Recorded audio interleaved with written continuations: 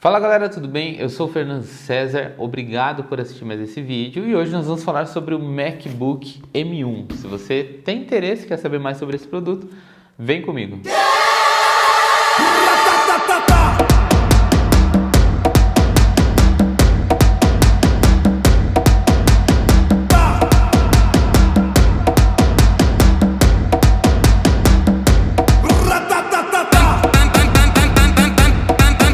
Galera, vamos lá. Eu acho que isso daqui é um divisor de águas, né? A Apple veio pesado, né, em cima dessas máquinas, apesar de ser a linha de entrada da Apple, não é nem a parte de Pro Consumer, apesar de ser um MacBook Pro, é só o nome, né?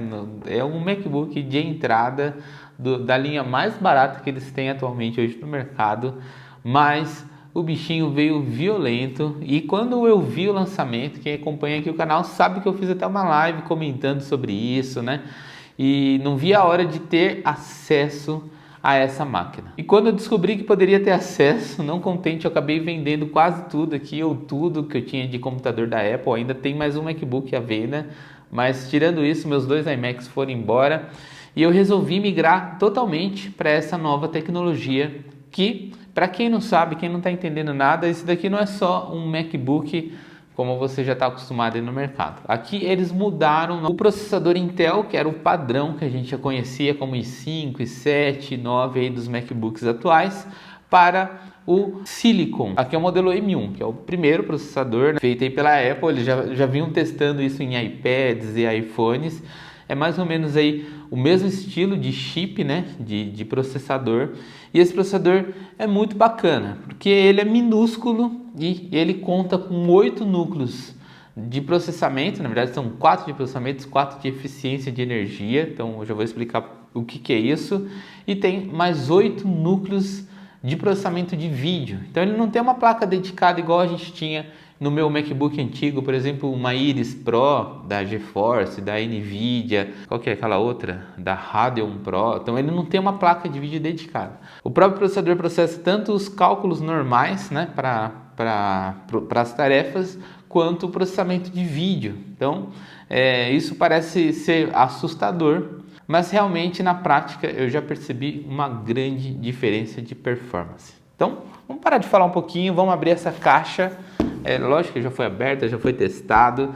E esse daqui é um MacBook Pro 256 de espaço de armazenamento. Ele tem apenas 8 de RAM e o chip M1, né, que é o processador da Apple. Não tem placa de vídeo, tudo on-board ali. E a primeira dúvida que todo mundo fala: nossa, mas só tem 8 de RAM, meu computador não vai funcionar, meu computador não vai travar, eu só vou comprar quando tiver com 16. Gente, existe uma outra tecnologia que a galera que usa PC não entende muito bem, tá? PC, sempre quanto maior o número, parece que ele vai te dar um melhor desempenho, né? Então você fala: nossa, eu tenho 64 de RAM, eu tenho 5 não sei da onde, tal. Então, quem usa PC depende desses números. A Apple trabalha de uma outra maneira. Então, para que serve praticamente uma memória RAM? Vou te explicar a grosso modo, só para você entender. O seu HD ou o seu SSD é lento. Então, o processador precisa calcular as tarefas que você está operando ali, tal, de abrir, executar, de fechar, de aplicar um filtro, um efeito. Então, para facilitar isso, ele copia, né, o que estava no seu HD para a memória RAM, para que isso se torne mais ágil, para dar tempo dele calcular e trazer uma resposta mais instantânea. Então, quanto maior a memória RAM num PC, mais ele vai copiar, né, para essa memória, para deixar os cálculos ali de uma forma um pouco mais rápida. A Apple, eles trabalham de uma forma um pouquinho diferente. Em vez de eles colocar muita memória RAM, a memória RAM é para poucas operações. Eles colocam um SSD muito rápido. Eu fiz um teste aqui, eu não vou lembrar exatamente qual é a velocidade, mas eu vou colocar aqui na tela só para vocês entenderem a velocidade de leitura e gravação. Então, se você tem uma velocidade de leitura e gravação tão rápido quanto a memória, você não precisa ficar carregando a memória para usar a mesma velocidade. Então, 8 de RAM numa máquina dessa vai te atender para N tarefas N tarefas mesmo, não precisa se preocupar com essa história de 8, 16 de RAM e tal. É lógico, se tiver 16, talvez você vai ter um desempenho um pouquinho melhor, mas não é isso que vai influenciar o resultado final. Então, esse é o primeiro mito aí que a galera tem sobre Macs e fala, pô, eu pago muito caro num processador muito ruim que no PC eu pagaria muito mais barato. Sim, você paga porque o PC depende disso. O Apple trabalha de uma outra forma. Então, um SSD que a Apple tem interno vai trabalhar bem pareado ali com a memória RAM e não vai precisar ficar carregando a memória RAM, ele já vai usar direto do SSD, entendeu? Então, é mais ou menos essa é a regra, tá? E dentro dessa caixa aqui, vamos abrir... Eita, quebrei aqui, ó. Vamos abrir aqui o bichão. Então, uma tampa bem grossa, bem resistente. Olha o lindão aqui. Esse é o MacBook Pro. E para facilitar, né, não enrolar de novo aqui na caixinha, a fonte já está fácil. Vem os manuais e essas coisinhas que a gente nunca vê. E vem a fonte e o cabo USB-C para carregamento, tá? Então, basicamente só vem isso em uma caixa. Então, o que você precisa prestar atenção? Esse computador, ele tem apenas 3 conexões.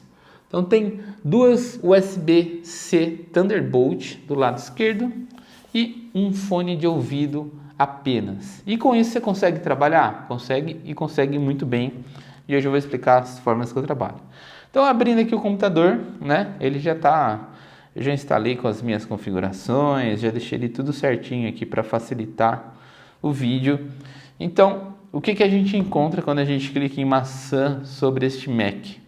Então, a gente tem o número de série do produto, 8 GB de memória RAM e o chipset, né, que é o processador lá, Apple M1. Então, esse é o primeiro modelo da Apple, né, usando os processadores próprios.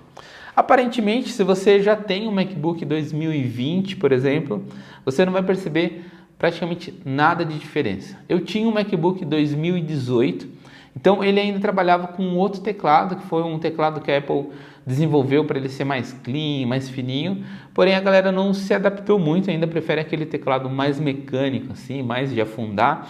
Então eles voltaram atrás e fizeram o teclado que tinha na linha 2014, 2015, tá? A partir de 2016 já é esse tecladinho novo aí que a galera não curtiu muito, então eles acabaram voltando atrás. Então ele tem esse teclado e a maior diferença que eu vi, além das teclas serem um pouquinho mais altas e separadas, ele tem o botão físico ESC, tá? Porque quando você trabalha num MacBook igual o meu e não está muito acostumado, quando você vai digitar alguma coisa aqui, você sem querer esbarra no botão ESC, ele acaba minimizando a tela e saindo do aplicativo e tal. Também acho que foi alvo de reclamação, então a Apple voltou atrás e colocou o botão ESC físico, tá? Ele tem o famoso Touch Bar, que muita gente gostou e muita gente acha que não vê sentido.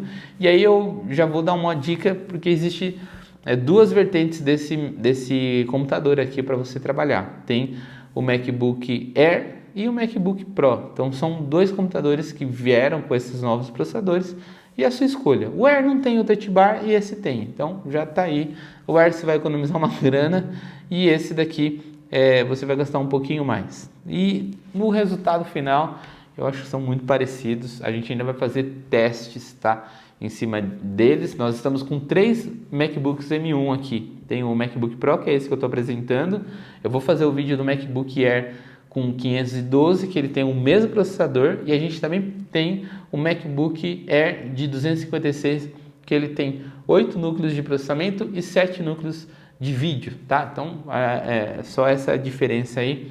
Mas a gente vai colocar isso em testes, vou mostrar, vou fazer comparativos, então acompanhe aqui o canal, você vai estar sempre bem informado antes de fazer a sua compra. E se você não sabe aonde comprar, eu recomendo maiscameras.com.br. A gente compra todos os nossos equipamentos lá. Ele tem um preço muito competitivo do mercado.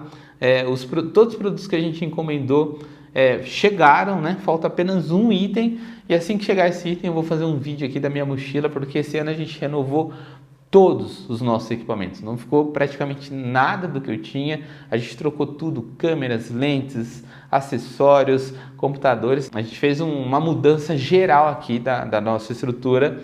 e tudo foi comprado no maiscâmeras.com.br. Então agradeço demais aí Mais Câmeras por ser um grande parceiro aqui do canal e também por trazer esses MacBooks para a gente. Então estou muito feliz aí com o resultado de tudo isso. Então vou falar para vocês o porquê eu fiz toda essa atualização. Nem sempre você comprar um lançamento aí, você, apesar de você ter o hype ali de estar, né, no auge ali do lançamento, mas você vai enfrentar vários bugs e aqui não está tão diferente assim. Mas o que realmente esse computador eu já vi alguns testes na internet e ele briga de frente com um MacBook com processador Intel, só que com processador i9. E aqui a gente está trabalhando com o M1, processador da Apple.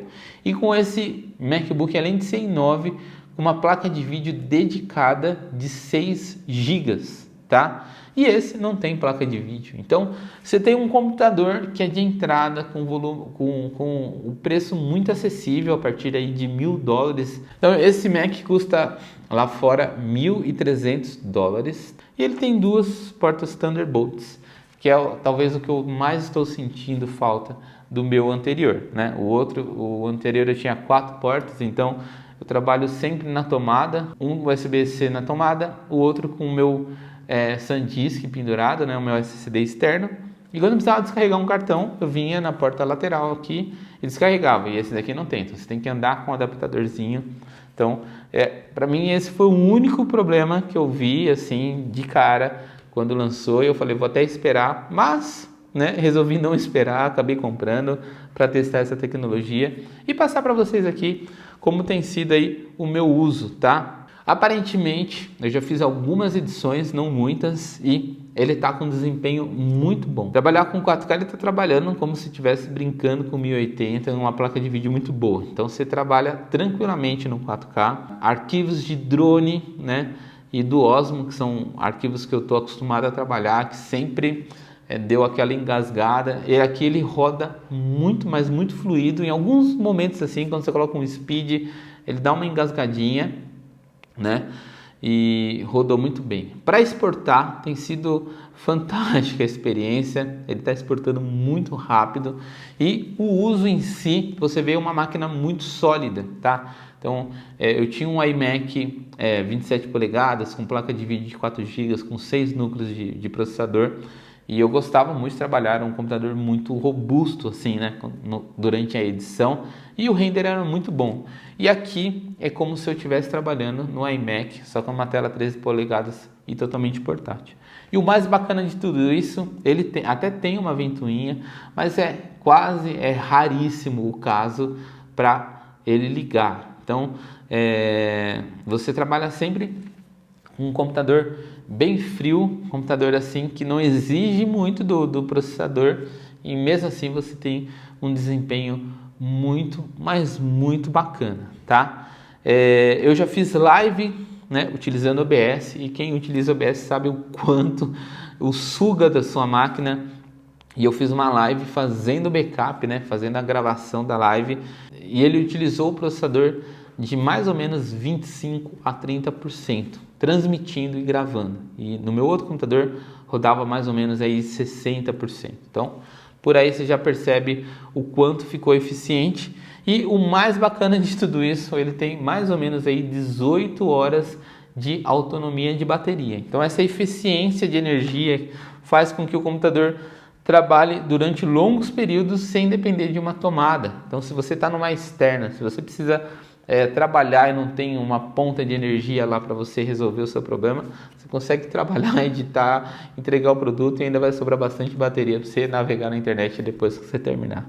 Então, são vários pontos aí e quando eu olho para esse computador, eu vejo o quanto esse ano foi interessante para mim, assim, tudo que eu necessitava de melhorias no meu workflow, nos meus equipamentos, eu consegui atualizar e essas tecnologias chegou até mim. Então, quando eu trabalhava eu tinha 2 MacBooks, um 13 polegadas e um de 15 polegadas. O de 15 ele tem placa de vídeo dedicada, era um computador i7, e o de 13 é um computador um pouquinho mais simples, que é o que eu tinha anteriormente, né? E Eu sempre queria levar o de 13, porque eu gosto de portabilidade, eu gosto de algo mais prático, mas se eu precisasse de um render, se eu precisasse trabalhar mesmo, eu tinha que sempre levar o de 15, porque o de 15 ele tinha, né, um hardware mais robusto, né? E eu sempre quis ter um MacBook de 13 polegadas com uma placa de vídeo dedicada. E na verdade, esse daqui, ele está com uma placa de vídeo aí de aproximadamente 6 GB dedicada. Então, eles fizeram o computador, eu vou falar brincando aqui, mas para mim isso é muito bom. Eles fizeram o computador pensando nas minhas necessidades. Então, a gente tem um computador portátil, leve, com 18 horas de bateria, com uma placa de vídeo de 6 GB, extremamente portátil para você trabalhar, principalmente nos programas nativos da Apple. Então isso é uma coisa que você precisa pensar bem antes de migrar para um computador como esse. O seu workflow está totalmente vinculado aos programas nativos da Apple? Se não está, talvez ainda não é a melhor hora para você migrar. Eu vou falar por quê. Porque a Apple deu um prazo de mais ou menos 2 anos para todos os programas que são desenvolvidos para a Apple ser totalmente nativos para esse processador. E atualmente tem muita coisa que não trabalha nativo. Então eles fizeram uma espécie aí de emulação virtual. Então ele passa por um Rosetta, que é um emulador lá, que faz com que ele abra os programas que foram desenvolvidos para Intel no MacBook M1, tá? Mas assim ele não vai estar entregando o melhor desempenho. Então não adianta você falar mal do computador se o desenvolvedor ainda não fez um programa compatível com toda a capacidade que tem por aqui, tá? Então, como eu trabalho aqui totalmente com Final Cut, que é um programa nativo, ele já está adaptado ao M1 e mais alguns outros programas que também foram desenvolvidos para o processador da Apple aqui. Então, eu já estou sentindo uma grande melhora em desempenho, tá? Mas ainda está com muito bug, tá? Então, lançamento. Então, eu acho que daqui umas 3 ou 4 atualizações de sistema operacional e também dos aplicativos, o sistema vai estar muito mais fluido. Então, eu já tive problemas simplesmente hoje, na hora que eu fui ligar, o mouse travar, conexão com Bluetooth, tem muita gente reclamando. Ele já chegou a travar algumas vezes o Final Cut durante um processo de edição. Então, assim, ainda tem muita coisa a ser corrigida, mas é um computador que tem um excelente futuro aí pela frente e com certeza é uma grande revolução aí no mercado, tá?